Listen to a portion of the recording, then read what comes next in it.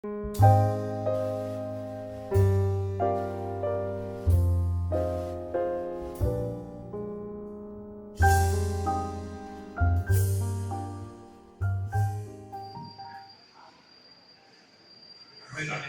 ambiente de verdad que está bueno para continuar con las anécdotas, porque en realidad este mundo nuestro del libro, de la lectura, pues tiene un historial muy peculiar en todo el mundo.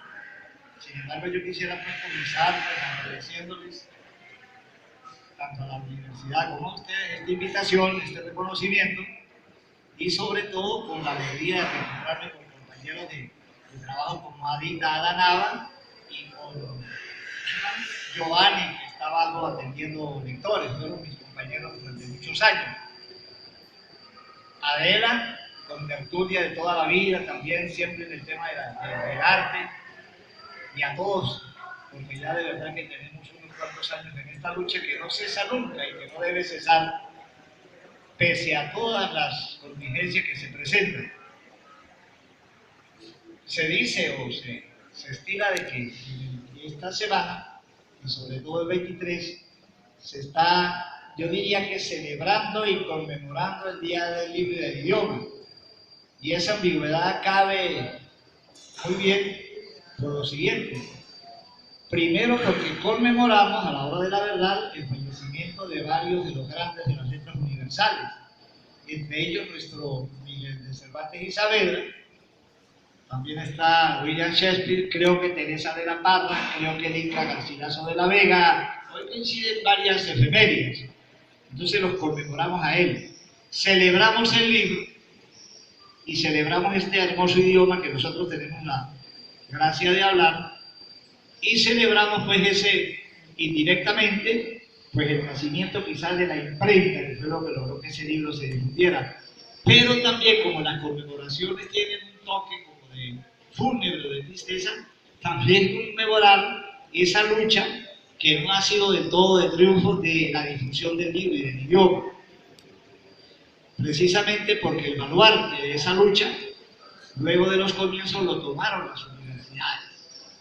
La esperanza de la América Latina, desde que nosotros accedimos a la emancipación, a la independencia, se centró en las universidades.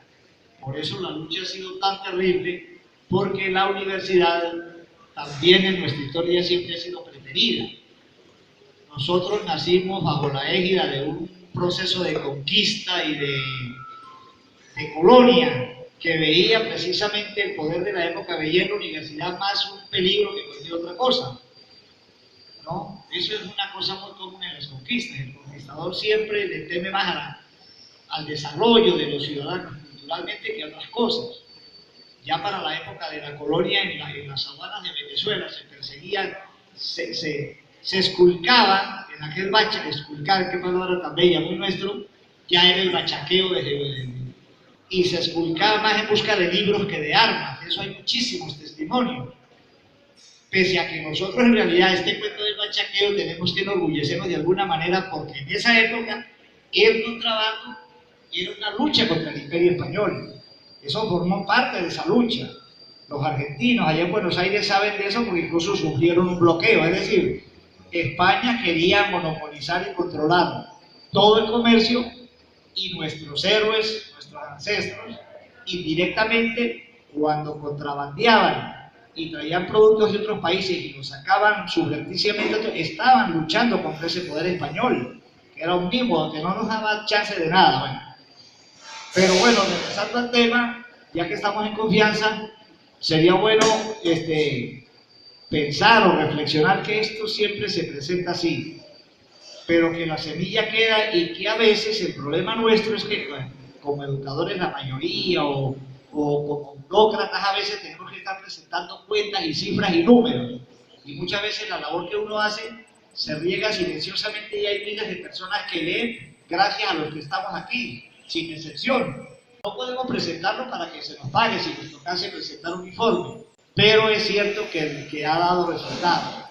Cuando uno hace por ahí experimentos sobre los resultados de esa lucha, a veces se siente satisfecho, ¿no? Porque miles y miles de personas leen en silencio y no comentan en las casas, en los pueblos.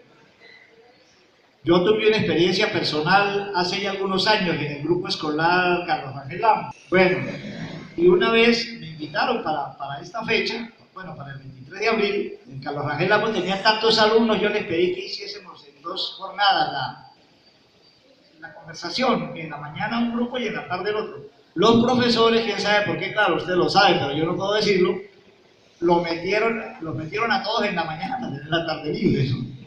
Y aquel linchero de muchachos, imagínense que no, en aula es como esta, ¿no? Y ahí no cabía uno, ¿no? Y yo llego y veo ese muchachero. Bueno, les hablé del libro, les hablé del Quijote, lo que hacemos siempre, ¿no? Y se me ocurrió al final, y eso le podía haber pasado, y ojalá y les pase a todos ustedes, se me ocurre preguntar por libro, yo no sé qué era. Bueno, y pregunto yo que qué libro había leído, pero eran niños, porque el Carlos Ángel es básica, ¿no? Que qué libro habían leído, pero ya uno levantó la manita. Creo que me salió, imaginemos que con Doña Bárbara, y eso de ese libro de, pues de Don Rómulo Gallego, muchachito, ¿no? Y Doña Bárbara, ¿cuál? La de la casa, no, y empezó a contar el argumento, ¿no? Y empiezo por ahí, mira, no le entiendo, oh, lástima que en ese tiempo no se grabara esa conversación. Comenzaron niños y niños a nombrar libros y a explicarlos. A mí casi se me llenaban los ojos de lágrimas, ¿no? Porque yo decía, Dios mío, entonces, ¿por qué el pesimismo mío y la frustración? Estaba de moda, para que se rían, un famoso informe Hite, que una cuestión de pornografía disfrazada, y una asunta se paró a explicar el informe Hite. Entonces el que se ponía colorado era yo, ¿no? Mira, pero qué cosa tan hermosa para saber y pensar que esto no es un fracaso. Aquí tengo yo, por ejemplo, al compañero Otto Rosales de toda una vida, que ha venido haciendo una labor silenciosa en audiovisuales, en cine, y sin embargo eso está cundiendo por debajo, eso se está difundiendo como una plaga, una hermosa plaga, y a lo mejor Otto no lo sabe. Esas son las referencias hermosas. Y a ustedes como educadores, bibliotecarios, les va a pasar eso muchas veces. Es decir, que el mejor reconocimiento lo recibe usted donde no se imagina. Por ahí me pusieron un botón. ¿Cuánto cobra ahí? Bueno, déjame volarme el botón. Bueno, ahora sí. Ajá, ahora sí. Bueno, y sin embargo, a veces, de la manera más sencilla, viene el reconocimiento que todo el mundo espera. Cuando un alumno le dice a usted, mire, profe, yo soy lo que soy gracias a usted en la universidad o en tal cosa. Yo no sé si Ada recuerdo una vez que se firmó un convenio entre el Ministerio de Educación y el Instituto Autónomo de Biblioteca Nacional, lo firmamos, ¿recuerda? Y llegó el acto de la biblioteca, vino un virgilio y todo lo demás. Yo estaba en otra cosa, sentado en el escritorio por allá haciendo otra cosa urgente. Y entra la delegación de Caracas, del Ministerio, y un tipo que venía detrás, ¿no? Un tipo alto, elegante, así, pasó y se quedó mirándome y siguió para allá. Y bueno, un tipo así, ojos, como decían el pregonero, ojos de oro, decían allá, se escondiendo, no tan grabado, ¿no? Bueno, entonces resulta que a la salida, cuando se fueron a marchar, el tipo dijo que él se quedaba, que él se venía para el Tabaco, que era el hotel donde alojaban a esa gente que se venía por su cuenta, ¿no? Y se me acercó al escritorio y me dijo, mire, a que usted no adivina quién soy yo, ¿no? Dijo, pero tú sabes, para hacer el pacho de...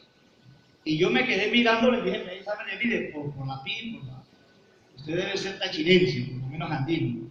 Y me dijo, ajá, ¿y quién soy? Y yo, bueno, la verdad que no. Dice, mire, yo soy un niño que cuando tenía unos 5 o 6 años, yo no podía ir al grupo escolar en pregonero, porque mi mamá no tenía que ponerme zapatos. Y usted, así sí yo que le pongan a uno, no para acusarlo, sino, ¿no? Digo, y usted se lo pasaba en una ventana con Eggs, con el Yolanda, jugando con un diccionario. Se sentaban en la ventana y usted le preguntaba y ella a usted. Y cuando yo me ponía a mirar desde afuera de la ventana, me invitaban a jugar. Y a veces pasaba el heladero y me brindaban un helado.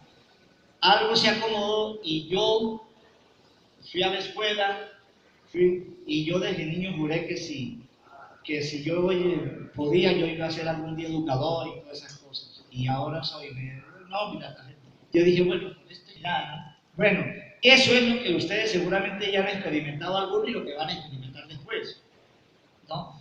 De manera que esto que estoy hablando, voy a ser breve, demos por sentada la celebración del libro y del idioma y vamos a homenajearnos, o yo quisiera homenajearlos a ustedes, porque muchísimas veces, en primer lugar, ya sabemos que la profesión de educador fue una pérdida, dicen los muchachos, ¿no? Y que la profesión de bibliotecario, de difusor del libro, pues es una cosa que a veces incluso llama a la burla, a la chacota, es una cosa que se nos incluyó de hace mucho tiempo, es una cosa que parece mentira, ¿no? Cuando aparece la imprenta, ¿no?, que es el momento trascendente en la vida de la humanidad, en ese momento la humanidad dio un salto gigantesco como no lo ha dado otra vez, tal vez ahora con internet, como somos contemporáneos no nos damos cuenta, pero imagínense ustedes que el libro, en un mundo donde la comunicación era verbal y donde todo se perdía cuando una persona moría, comenzar a poner eso en manos de... Yo ni hablo de eso, uno diría, bueno, pues el mundo va a cambiar y el ser humano va a llegar al fin a un poco de felicidad y las guerras y las cosas se van a acabar. Lamentablemente la dinámica humana pues nadie la entiende, somos parte de la naturaleza y no podemos juzgarla, somos parte de ella, ¿no? Tendríamos que ser como dioses o ángeles para juzgarla. Y tal vez con internet pase lo mismo. Más o menos un 80% del uso del internet es para jugar y para echar broma. Tal vez eso sea parte de la condición humana. Pero sin embargo estamos viviendo otra revolución igual, que ahora sí es verdad que es la más hermosa, la increíble. No sé si por aquí en la biblioteca está el libro de Antonio Pasquali, donde está la historia de internet. Él hace un boceto muy bonito. Él cuenta, porque lo hace a manera de cuento, cómo un emperador chino, unos 2800 años antes de Cristo, fue el padre del internet, a la hora de la verdad. Porque él, además de emperador, 2800 años antes de Cristo, donde la mayoría de los pueblos del mundo a lo mejor eran ágiles, no tenían escritura, a lo mejor, o muy elemental. Y él era emperador y a la vez era como un bibliotecario, colega nuestro, emperador de nosotros, a los que salgan. Bueno, y él se ponía a catalogar y clasificar a su manera los códices y lo que tenía ya, lo que eran libros a su manera. Y él ya pensaba en por qué esa dificultad tan terrible de no poder meter todo ahí, de no tenerlo todo en la biblioteca. Se sentía impotente, porque él era el emperador. Y pese al poder que tenía, no le llegaba todo lo que él sabía que se producía por ahí en lo que podían ser libros. No podía guardar la música. No podía guardar una... Era la impotencia del que ama el saber y no puede aprenderlo. Bueno, se dice que él es el que inventa el cero. Hay varias teorías sobre eso también, respetable. Él es el que inventa el número cero. Pero él sigue pensando en eso y eso se pierde en el tiempo. Después viene Leibniz, el gran filósofo Leibniz, con la armonía preestablecida. Y eso sigue llegando hasta nosotros. La idea de ese emperador, hasta que aparece el código binario, que ya desaparecen los números de solo el 1 y el 0 y el 1, y aparece el computador. Y todo lo que en este momento, todo lo que se pueda pensar, hablar, pintar, todo cabe ahí. Todo cabe en un computador. Toda la música, todos los libros, todos los mapas, todas las fotografías, los sueños, que es lo más hermoso, lo podemos meter ahí. Y ese es el momento estelar que estamos viviendo. Pensar que un niño cualquier, pregonero, en que queda en el último rincón de la China, sentadito frente a un ordenador, tiene el mundo en sus manos, el sueño de ese emperador. Ese es lo que debemos celebrar de ese colega que se fue adelante. No, el emperador es el chino, usted sabe cómo son los chinos. Bueno, entonces yo creo que nosotros debemos hoy más que celebrar el Día del Libro y del Idioma, ¿verdad? Celebrarnos a nosotros mismos que tenemos quizá la suerte de estar en este campo, ¿no? Nosotros muchísimas veces, Adelita y yo fuimos muchos años lo que llaman comensales, es decir, que comparten el almuerzo, porque con Valentín siempre hay alguien malo, ¿no? Porque todo no puede, ¿dónde está Valentín?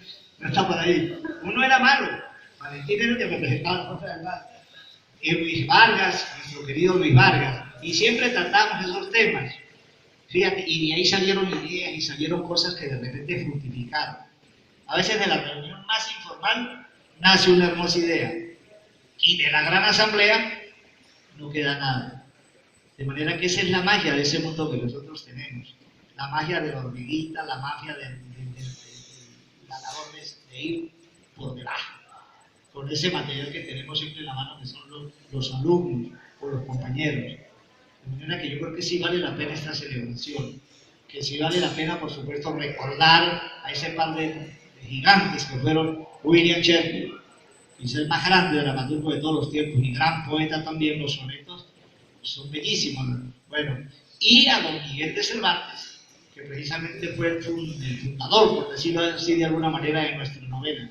Y lo más simpático de Cervantes, fíjate que eso no, es que es el fundador de la novela actual y moderna. Yo recuerdo que cuando uno estudiaba le hablaban de cómo la novela iba mejorando, que el hombre hace ya 500 años ya hizo la novela de hoy, con esos saltos en el tiempo, con los juegos intertextuales, eso está en el Quijote. Y eso creo a lo mejor que no lo habíamos leído, que los profesores no lo leían, porque hablando que en tal año Vargas Llosa usó tal cosa y que Proust hizo no sé qué más, ¿cuál es donde está ese monólogo de la señora Bloom? Joyce, el Ulises. No, eso ya estaba ahí. Ahí apareció un filósofo eso de la televisión que murió hace poco, el que hacía cómico, un cómico mexicano. Murió hace poco, Chapulín Colorado, ese, el autor del Chespirito. Y resulta que cuando tú volteas un refrán, ustedes voltean un refrán por mamar gallo, ¿no? Nunca, el que nace barrigón, nunca se me interesa. Y la gente dice, ay, te parece al Chapulín, al Chespirito. No, no. Sancho Panza, en el Quijote, si lo recuerdan, él volteaba todos los refranes. Eso no veía de hurgar el Quijote, de releerlo. Yo siempre ando metiendo esa coña, ¿no? Releer esos grandes libros. Yo le decía, se le contaba ahorita a Carlos y a Omar y a Eli, que en ese libro Alemanes en el Táchira, de la Biblioteca de Temas Autores, que es uno de los primeros, yo que lo veía hace tantos años no había descubierto una anécdota que la van a revisar. Fíjate que la relectura a veces es tan o más importante que la lectura. Eso hay que decirle a los muchachos, léanlo varias veces. Y cuando se les da un libro de texto, porque el problema de la enseñanza de la literatura como enseñanza, como de la historia, tiene la dificultad de que lo que está en clase como que ya pesa, ¿no? Son problemas que arrastra la educación desde hace mucho. No se ha podido hacer del todo individualizada, no es bastante como hierárquica, etcétera, etcétera. Hay una frase terrible que es esa que se burla de la educación. Claro, somos víctimas. Dice que si, ¿cómo es eso lo que estudia la educación? Que si a la escuela le tocara enseñarnos a hablar, la mitad de la humanidad sería tartamuda. Esa es una frase muy vieja, ¿no? Que ustedes conocen. Y es cierto, a veces el educador se consigue con esa impotencia, como la de aquel emperador, el educador en el aula, de decir, ¿cómo enseño yo a estos muchachos? Pues yo quiero, yo deseo, yo tengo los materiales, pero el mundo no me lo permite. Tengo 40 alumnos delante, cada uno tiene sus intereses, su mundo, su preocupación, sus problemas. Y yo sé que cada uno son tal vez igual o mejor a mí, pero ¿cómo les llego? Esa es la tragedia. El educador es en el fondo un poeta. No se da cuenta a lo mejor. Sí, hay un poema bellísimo de Eugenio Montejo, mi amigo, que habla de eso. Habla de la impotencia del poeta cuando no encuentra palabras para describir algo. Y sufre, dice yo que soy el que maneja la palabra y no puedo contar lo que estoy viendo porque no me alcanza, ¿no? Y eso le pasa seguramente al educador sin darse cuenta, que es lo peor. Y ese sin darse cuenta a veces genera en ellos traumas y de todo el problema para trabajar. Se siente mal y no sabe por qué, ¿no? Y ese poder, ¿no? De ellos casi no nos llega nada, ¿sí? Porque los alumnos son nuestros hermanos, nuestros amigos, nos hablan, que no nos entendamos de otra cosa, bueno. Y por ahí sigue la cosa, ¿no? Y al final dice, es difícil llenar un pequeño libro con pensamientos de árboles. Todo en ellos es fragmentario, silencioso. Dice hoy, ¿no? Hoy, al escuchar el grito de un tordo, ya camino a casa, el pajarito iba volando. Grito final de quien no espera otro verano. Comprendí que en su voz hablaba un árbol. Uno de tantos, dice, pero no sé qué hacer con ese grito, no sé cómo anotarlo. Yo tengo enfrente a mí este alumno que yo sé que vale tanto, que va de último en clase, ¿cómo hiciera yo para llegar hasta él? Cuando tantas cosas me lo impiden. Cosas que el mismo ser humano, en este caso un ministerio, armó para difundir educación, pero lamentablemente tenemos la condición humana siempre nosotros, que nos frustra, ¿no? Entonces yo creo que, bueno, por hoy basta porque les repito, les ratifico mi agradecimiento, la presencia y que de verdad la celebración, más que para mí, que ya estoy por ahí de vago haciendo nada, sea para ustedes que siguen en la lucha, ¿verdad? Que de repente esto algo puede servir para algo, ¿no? Y nuestra universidad, que ya está vapuleada de repente, ¿no? Porque también ese es el estado natural de las universidades.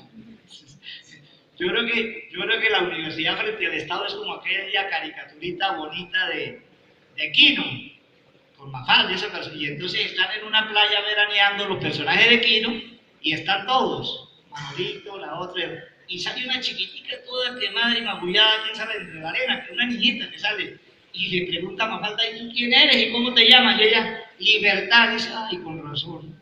Entonces cuando lo vean a ustedes en la calle, a lo mejor ustedes, educadores, ay, claro. Eso es todo, ¿no? Muchísimas gracias y bueno,